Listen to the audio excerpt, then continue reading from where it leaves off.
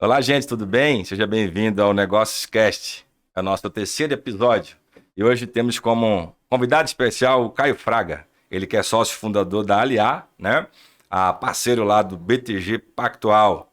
Caio, que prazer ter você aqui conosco. Eu que agradeço, Flávio, agradeço aí toda a equipe, Thiago, e é um prazer e uma satisfação estar aqui com vocês. E ao meu lado aqui, compondo a bancada, Thiago Souza, ele que é nosso parceiro aqui de bancada. É isso aí, Flávio. Satisfação também estar com vocês e compartilhar aqui, de aprender sobre um tema que está muito relevante, muito preocupante, eu diria, nos dias de hoje. Com certeza.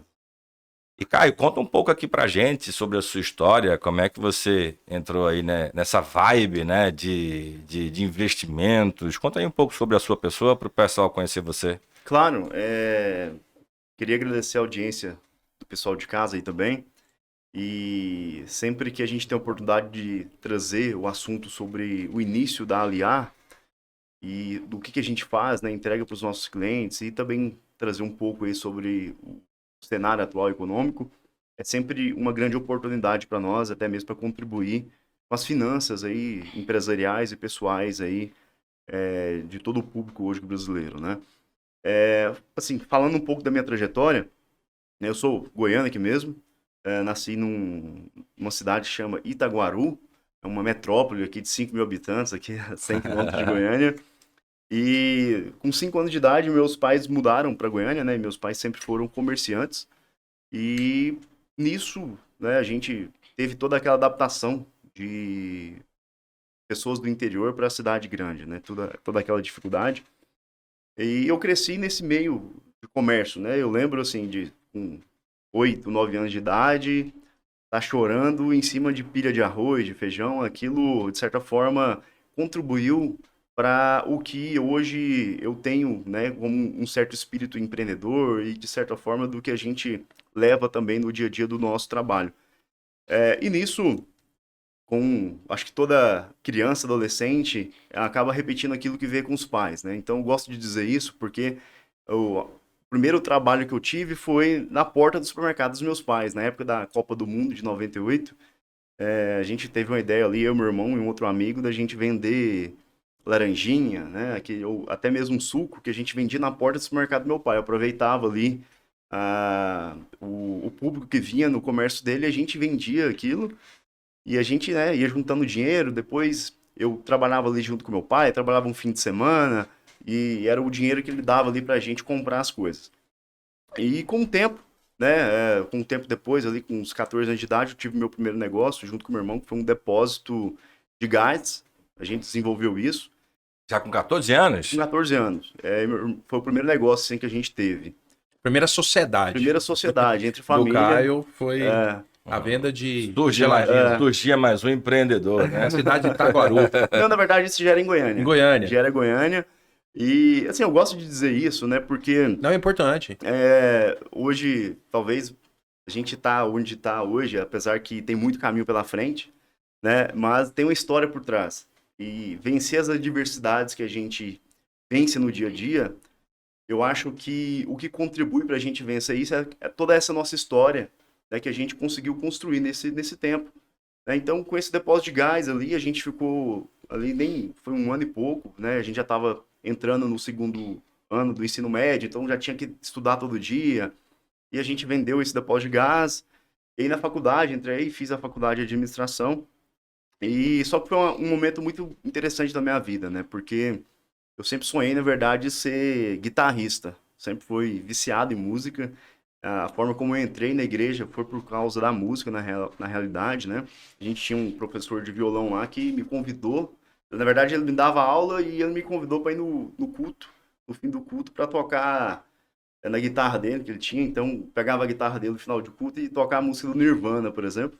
E a gente foi ficando na igreja e eu, meu irmão e um outro Porque ele amigo, tocava Nirvana na igreja. no né? final do culto, já não tinha culto, a guitarra Uma tava, grande dicotomia. a guitarra tava desligada. Quem era o teu pastor, Caio? Meu pastor, o grande Ataíde Faustino, homem de Deus, Acho que ele não sabia desse detalhe. não sabia. Mas isso tudo foi a formação sua. Foi a formação, né? E a gente ficou ali um mês e pouco, quando a gente viu, a gente converteu. E passou ali 6 meses, a gente tava tocando na Parou de igreja. tocar Nirvana. Parou de tocar Ao Nirvana. menos na igreja, né? E a gente foi tocar, na verdade, sempre fui muito fã de Oficina G3, né? Então, sempre tentei me espelhar ali no Juninho Afran. Eu não consegui, é por isso que eu virei assessor, né? Porque o nível ali é muito alto. Então, eu tinha um sonho de ser guitarrista, então na faculdade eu vivia esse dilema. Eu estava estudando sobre o mercado financeiro já, mas ao mesmo tempo eu tinha uma banda de rock, era uma banda de rock gospel, e a gente tocava em muitos eventos aqui em Goiânia e em outros lugares também. E nisso foi um momento da minha Só uma vida. deixa aqui interessante. Todo convidado que a gente traz para poder falar de negócios, né? Eles sempre são empreendedores natos, né? Teve já o comércio aí Do da geladinho lá. laranja, do geladinho, teve o do gás, aí o terceiro agora a banda, né? Banda. Esse aí. Exato. Só que era um período ali onde meu pai e a mãe, né, assim, cara, eu entrei no banco, tinha 20 anos de idade, entrei no Itaú, e com 3 meses depois apareceu uma oportunidade de a gente mudar para São Paulo com a banda, né? Eu tava quase pedindo demissão, foi quando meu pai e a mãe quase morreram, fizeram oração, campanha contrária para não dar certo e tal. E aí eu acabei deixando esse processo da banda, porque a gente tem outros integrantes, os integrantes foram Essa casando. banda que você tá falando é qual banda? Ela chamava Sistema Sagrado e depois passou a Tá. chamar Frings. A banda Então você nossa. tinha uma banda. Tinha uma banda, a gente lançou 2 discos e tudo. E aquilo era meu sonho de vida, na verdade, né? Só que com o tempo a gente foi entendendo e, assim, espiritualizando mais o negócio, né? Eu sempre tinha algumas pessoas mais próximas aqui da igreja que sempre me cobriam espiritualmente. Então, tinha uma irmã, a irmã Graça, esposa do pastor Ataíde, ela sempre orou para mim e sempre falava que Deus tinha um propósito na minha vida, mas nessa parte empresarial, né? Como negócios mesmo. E ela sempre falava isso para mim, né? Falava que, de certa forma, eu teria a possibilidade de ser bem Larga essa sucedido. guitarra, para de tocar Nirvana E vai fazer o que e vai Deus ser quer. um empresário de sucesso. E nisso eu ficava triste. Pra falar a real, eu ficava triste. É, porque não era o seu desejo, Não né? era meu desejo. Muitas das vezes a gente quer algumas coisas para nossas vidas, mas o Senhor acaba nos direcionando a outra. Mas depois a gente entende, né? A gente entende. E foi Hoje está mais fácil, foi eu um acredito. processo natural, né? Tem Então, um texto de Provérbios 19, 21, que diz: muitos são os planos no coração do homem, mas o que determina é o propósito do Senhor. A gente às vezes faz diversos planos, mas se a gente estiver fora do propósito de Deus, Eu a gente gosto- vai ficar só dando a rodeio, até a gente entender qual é o propósito de Deus na nossa vida, Eu né? gosto Sim. muito dessa versão quando ela diz: o homem pode fazer planos, mas a palavra final vem do Senhor. É o mesmo versículo, mas numa É o que linguagem determina. contemporânea, né? exato. Então, a gente passou por isso, e quando eu vi, eu já tinha ali 5 anos de Itaú, né? E eu comecei minha carreira no Banco Itaú, atendia ali já investidores, empresários. Só que nesse período, para mim trabalhar no banco, eu sempre me vi muito limitado, né? Todo banco a gente sabe como que é a pressão de meta de produto, de muitos produtos que não são adequados ao perfil do cliente, e o banco ele tem a meta dele, né? E nem sempre, na maioria das vezes, não casa com o que o cliente precisa. Então, eu nunca me vi muito satisfeito com esse modelo. Então, dentro do banco, eu sempre tentei ter outros negócios, né, paralelos. Então, me apareceu uma oportunidade uma vez de ter uma hamburgueria em Anápolis. Meu Deus, que diversidade de negócio. E nisso eu topei esse desafio com outro sócio na época. E a gente tocou essa hamburgueria em Anápolis ali por 2 meses. E eu fiz algumas contas ali e vi que não fazia sentido prosseguir com o negócio, porque a gente estava limitado a uma franquia.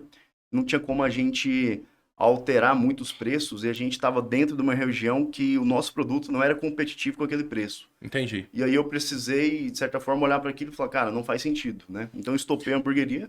Hoje você conseguiria dizer que faltou uma pesquisa de mercado para colocar? Com certeza. A gente olha para isso, eu vejo, né, que foi um erro total. Porque é importante, Lucas, a gente falar sobre Caio. isso. Porque a nossa audiência, ela tá aqui, ó, Sim. sedenta para pegar chaves Sim. para que possa ajudar ela no dias de hoje, né? Então, quando você falou assim, olha, eu abri 2 meses, 2 meses que a gente você já ficou. verificou que o público não estava compatível com o modelo de negócio da hamburgueria. E aí isso Sim. fez de você recuar. Exato. Na verdade, assim, eu olhei para aquilo como oportunidade e muito novo. Eu tinha 24 anos na época, então eu não me via satisfeito naquela estrutura do banco. e queria montar alguma Você coisa. largou o banco para poder abrir a hamburgueria? Não, eu fiz fiz as duas coisas simultâneas, né? Então eu saía do banco 5 horas da tarde, ia para Anápolis todo dia, saía de lá, Bem tranquilo, né? bem tranquilo.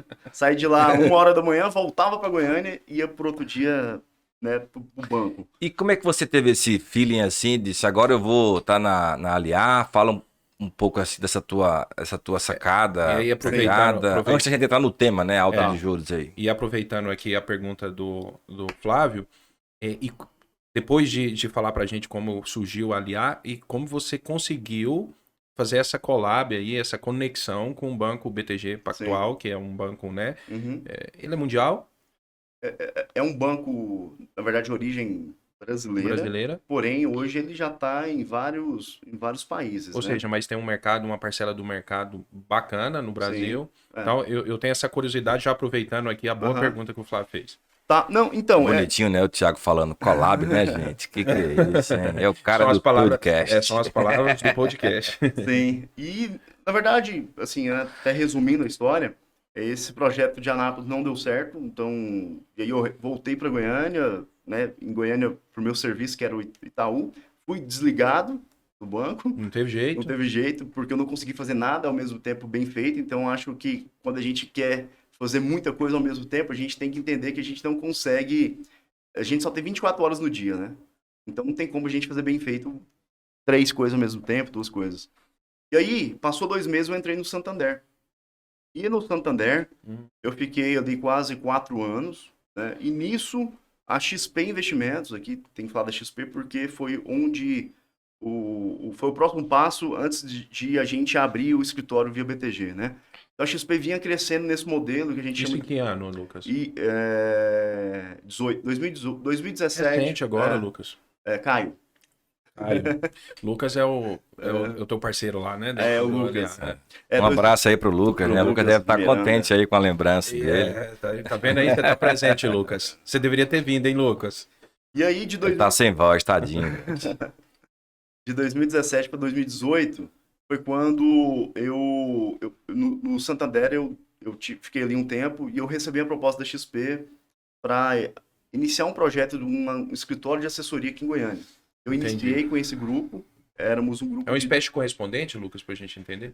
Na verdade, é uma assessoria de investimentos, né? Um modelo onde ele é regulado pela CVM e esse modelo, ele atende os clientes daquela corretora específica. Entendi. E ele é responsável por prospectar novos clientes para levar para aquela corretora. Entendi. E ele é uma assessoria independente. Então, usa a corretora como um software ali para ter a custódia dos investimentos, mas a assessoria de investimentos, ali todo o acompanhamento, o monitoramento, é da assessoria e não da corretora. Né? Entendi. Então, nisso... ali, Bom, né? a gente tem que fazer um podcast depois para falar sobre investimentos, viu? Sim. Mas o nosso tema aqui hoje também, eu tô doido para pular para ele, viu? É interessantíssimo aí. Eu sou contador de formação, e então eu sou sugado de informações em relação ao Legal. tema altos juros. Legal. E aí a gente migrou da XP, um grupo de 9 pessoas, para o BTG. Era um grupo da XP, né, desse outro escritório, e a gente migrou e fundou a Aliar Investimentos. Né? E fundamos ali no início de 2021. A maioria dos nossos sócios ali tem... Acabou, hein? No auge da pandemia. Sim, foi bem tranquilo, assim, a cidade inteira fechada, sem escritório, né? Então, foi bem desafiador, alguns problemas também de saúde na época com minha esposa, e isso acabou sendo mais desafiador, né? E nesse período, de lá para cá, né, nós hoje já somos em 25 pessoas. Poxa. 80% dos nossos clientes, eles nos acompanham já há quase 5 anos, né? Tanto das casas do Santander, da XP, e agora com o BTG também. E 70% dos novos clientes que chegaram sempre chegam por indicações.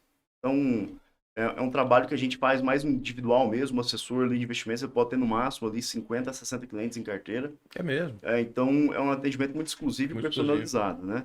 E aí, nisso, a gente, de lá para cá, de 2020 para cá, a gente saiu aí de uma taxa de juros de 2%, para 13,75. Meu Deus, é isso aí que a gente quer entender. Tema de hoje. Tema de hoje alta começa- de juros. Acaba de E assim começar o podcast começa. Negócios Cast. Cast. Lucas. Não foi ensaiado, Lucas viu, não, gente? gente. Ficou bonitinho, né? Lucas, Igual, né? O Lucas não tá aqui, mas ele está aqui na minha boca. Pois é. Caio, Eu acho A que vai bola- sair negócio, viu, Lucas? Eu acho que vai sair negócio aí. Caião, a Certo. bola tá contigo. Altos juros. O impacto disso tudo, Sim. seja em investimento, seja no empreendedorismo, seja em negócios. O que você pode introduzir em relação à alta de juros no Brasil? Certo. Então, o que a gente vê é que em 2020 ali a gente teve a pandemia, né, e o Banco Central na época precisou reduzir esses juros aí, que chegou a 2%, né? Nunca na história do Brasil esses juros tinham sido tão baixos, né? E alguns analistas aí, especialistas de mercado, até discordam um pouco de quanto que esses juros deveria ter chegado, né? Alguns falam que reduziu muito, e outros dizem que era o ideal para ser feito, porque a manobra ali de subir ou descer juros, né, de reduzir juros, faz parte da política monetária, né? O que faz com que a gente tenha mais injeção de capital no mercado, ou a gente tira esse capital do mercado, né? A gente estimula a liquidez. Pensando em alguém bem leigo, assim, Uhum. a diferença para o cidadão brasileiro. Sim. Alta de juro impacta em quê? E baixa de juro impacta em quê? Para mim que sou cidadão comum e preciso de entender, até para mim torcer, né? Pensando, eu quero que esteja alto ou Sim. baixo. O que isso me impacta ambos lados? Claro, quando o Banco Central sobe a taxa de juros, na verdade, ele está subindo para controlar a inflação.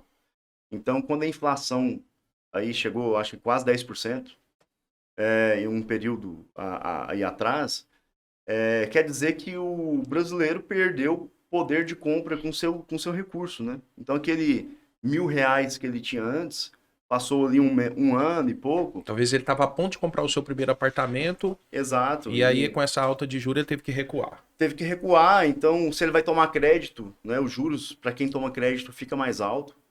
E o propósito é esse, né? É enxugar o dinheiro da economia no nosso mercado.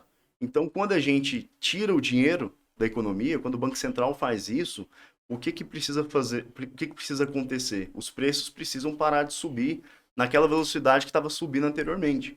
Então, a gente começa a controlar mais a inflação, porém, a gente desestimula ali o consumo, né? Então, um juros alto, ele é um reflexo, geralmente, de uma inflação alta.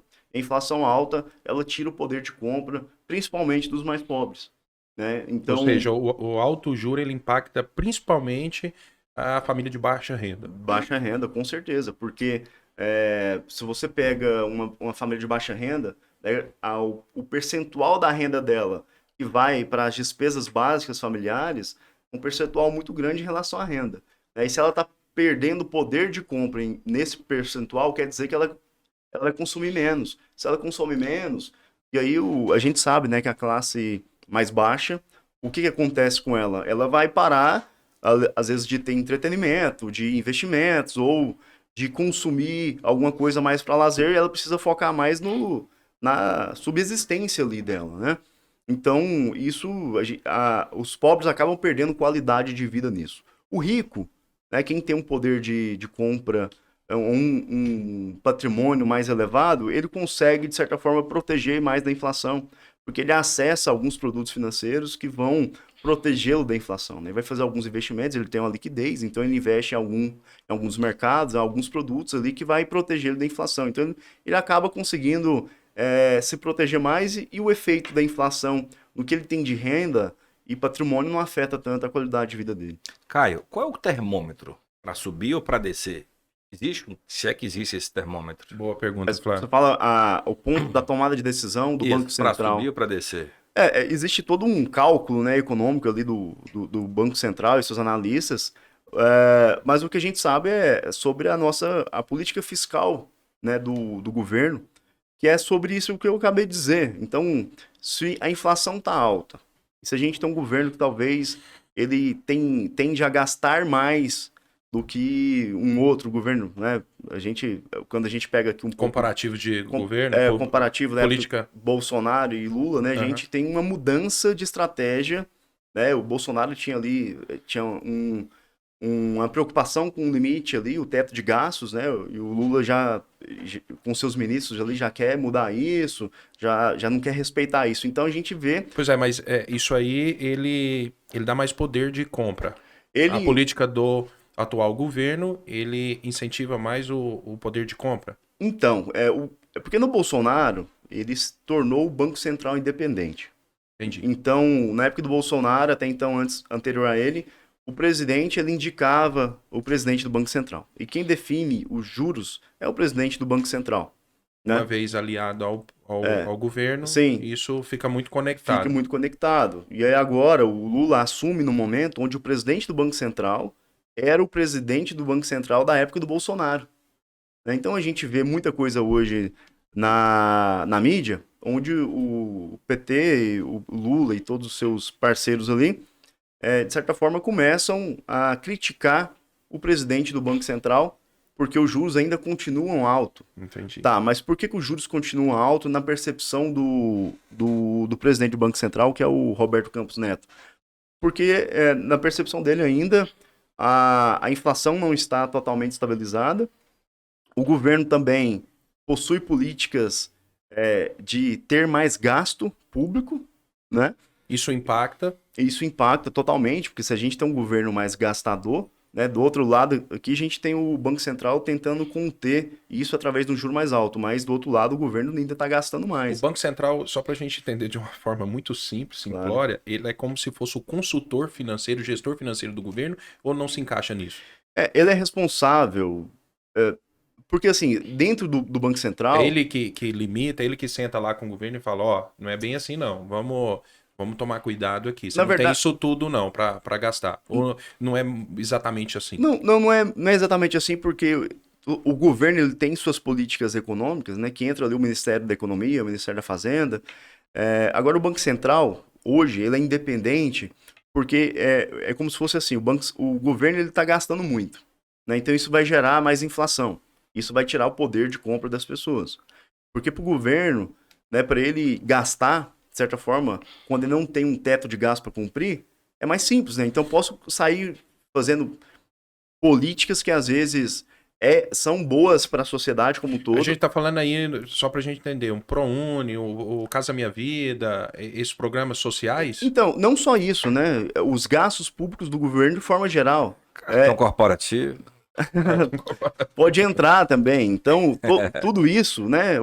Quando o governo vai gastando mais, vai incentivando mais esse consumo através do recurso dele ali, isso gera inflação.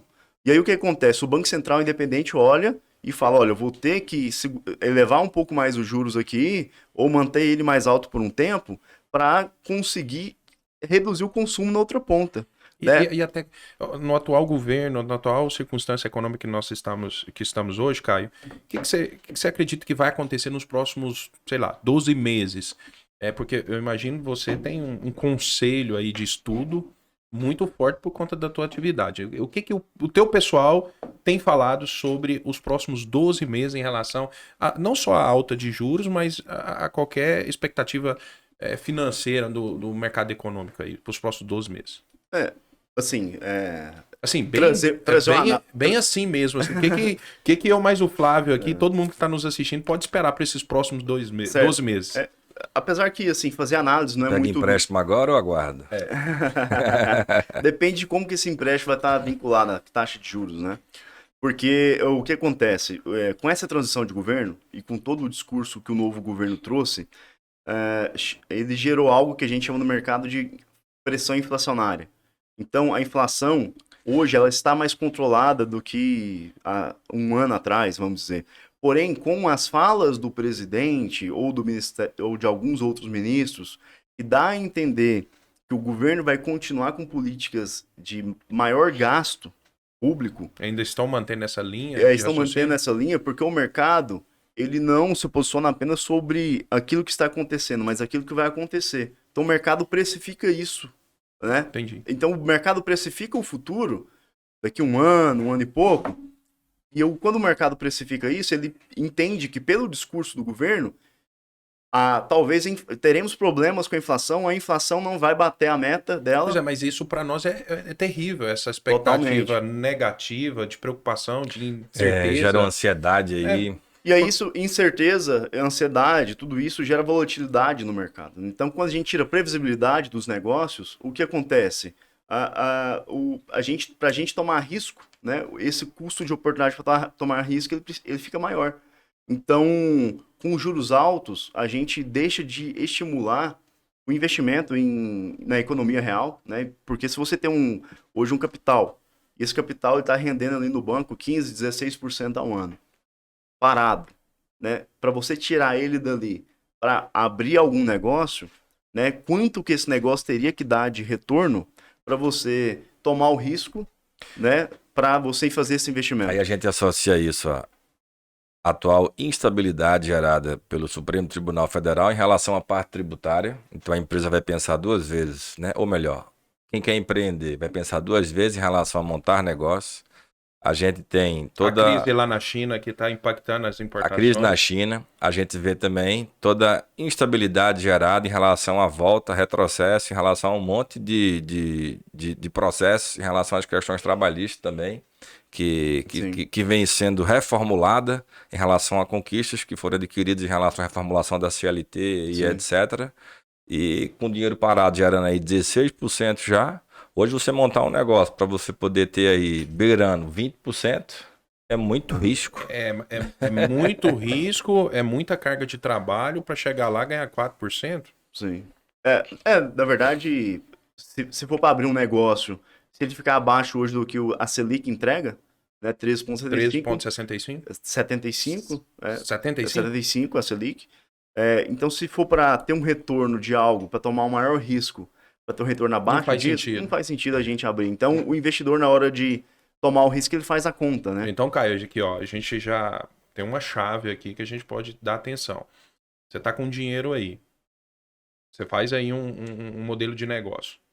Se lá no modelo de negócio apontar lá o seu planejamento que o seu ganho, a expectativa dele nos próximos 12 meses está abaixo aí da taxa Selic de 13,75, vale você repensar, procurar talvez o Caio ou qualquer outro assessor financeiro. O Lucas que é o Caio. O Caio que é o Lucas que é o Caio, para você entender, porque de repente o que você está me passando aqui é que talvez é um momento que a gente está de tanta incerteza que é melhor realmente aguardar.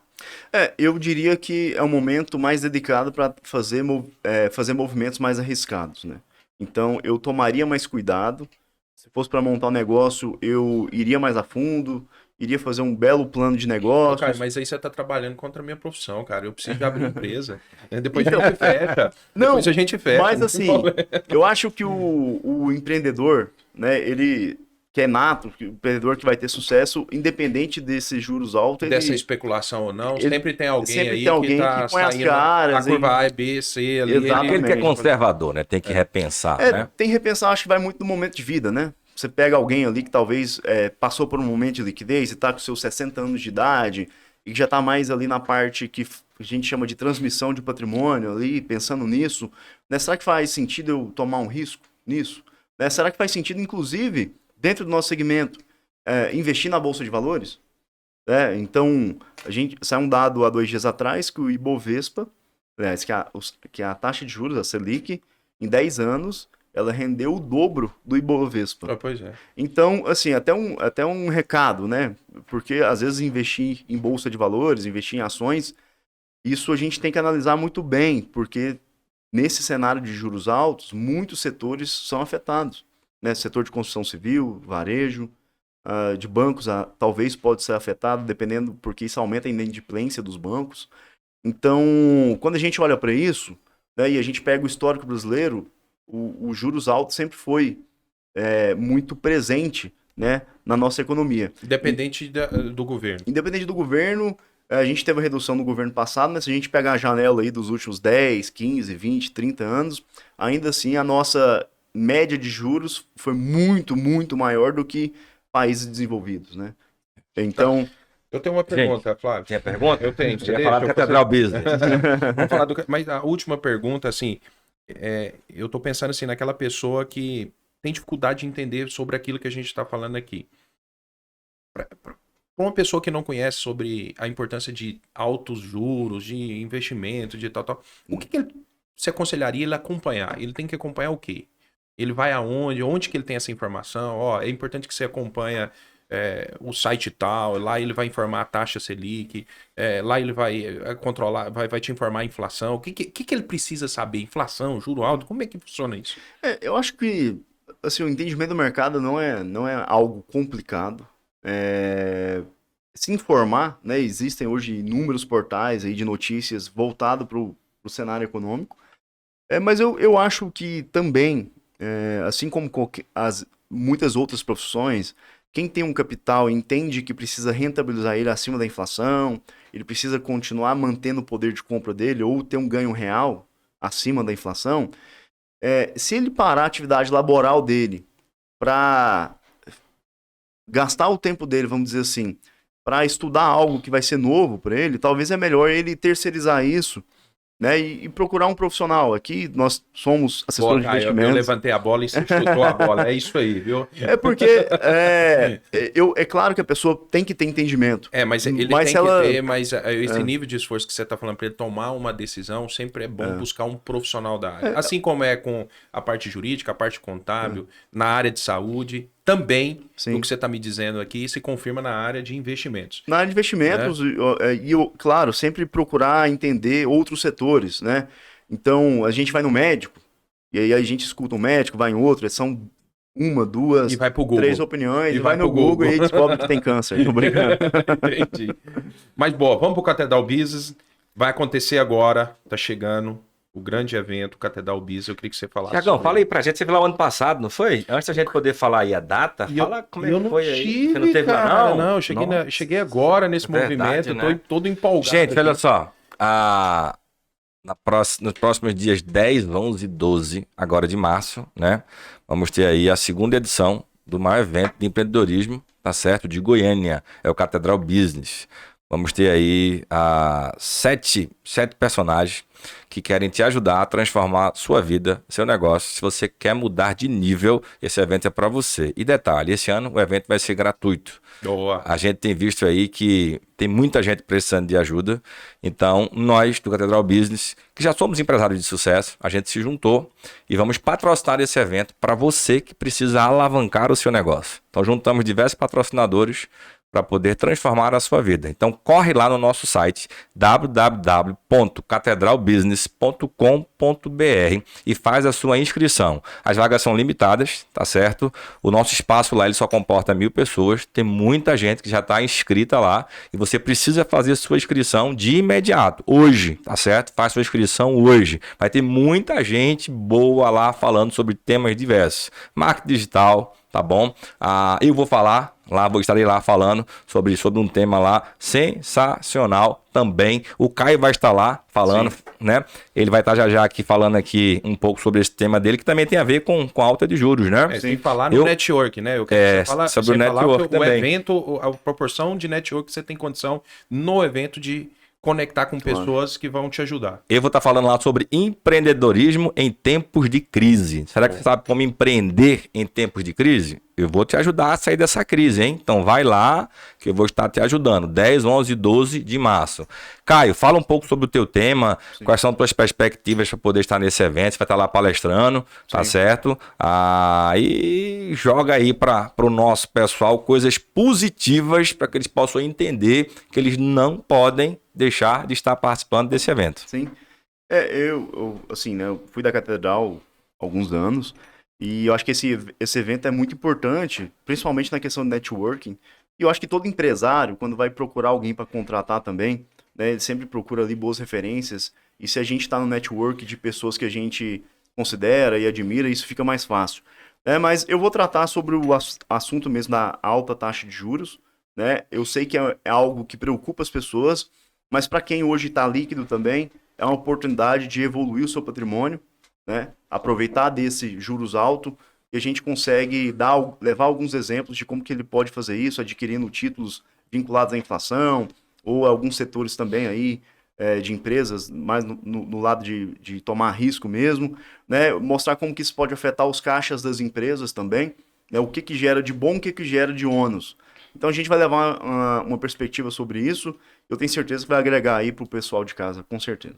Tiagão, fala aí sobre o network. Você que é o cara do network, né? O network hoje, a principal chave do sucesso hoje, Flávio, eu costumo dizer, isso se chama network. O que é network? É conexão. É você ganhar força com pessoas que têm habilidades que você às vezes não tem, ou tem acessos que você ainda não tem. Então imagina só, eu preciso de fazer investimento, ou eu tenho alguém na minha base que precisa de fazer investimento. Eu não conheço tanto de investimento, então eu faço uma conexão, um network com o Caio e vou conectar com o Caio a essa pessoa e a gente vai juntar essas forças e vai ganhar resultados com isso. Legal. Então, num evento, não faz sentido você participar de um evento e não fazer network, não conhecer pessoas, não identificar com pessoas. Então, a minha dica, Flávio, é o quê? É que você participe de um evento, aproveite o máximo das palestras, anote tudo que você está precisando e não deixe de forma alguma de fazer network. Como é que eu faço network? É chegando e se apresentando, eu sou o Thiago, sou contador e tô nesse evento aqui, tô achando isso, aquilo, e aí? Qual que tem sido a sua expectativa desse evento aqui? O que você aprendeu, observou? Rapidamente essa pessoa vai se apresentar a você e vocês vão se conectar e eu tenho certeza que vocês vão fazer bons negócios. Mas eu sei que você também é o rei do network. Não, eu tô sempre aprendendo. Gente, foi muito bom, né? Mais um. É o terceiro apenas de muitos, né? Negócios Cash. Negócios Cash. Grava aí, gente, Negócios Cash. Esse nome já pegou, viu? Caio, obrigado por ter aceitado o nosso convite, viu? Volte outras vezes também. Tiago, é sempre um prazer poder compor essa bancada aqui com você do Negócios Cash. Eu tenho certeza que vai ser uma parceria aí de muito sucesso. Então aí, tá com vocês para que vocês possam fazer aí as considerações finais. É isso aí. Quero agradecer, antes de passar a palavra para você fazer os agradecimentos, quero agradecer você que acompanhou. Até no finalzinho aqui, você viu que você não perdeu nada, né? Você só te ajudou esse conteúdo aqui. Gostaria que você continuasse acompanhando as nossas redes sociais, os nossos conteúdos. Não pare aqui. A gente está divulgando aí o máximo de informações para ajudar você, que também quer se tornar um empresário, um empreendedor de sucesso. Então, obrigado, Caio, também, por compartilhar aí o teu conhecimento. Agregou muito. Eu acho que você teve uma fala fácil para aquele que conhece e para aquele que também não conhece sobre a importância de a gente saber sobre altos juros no nosso Brasil. Obrigadão e quero fazer network contigo. Pessoal, eu que agradeço, foi uma honra e podem contar comigo aí outras vezes. Estamos sempre à disposição, a aliar. E pessoal de casa, fica aqui os meus agradecimentos por acompanhar a gente aqui até o final. Que Deus te abençoe e até a próxima.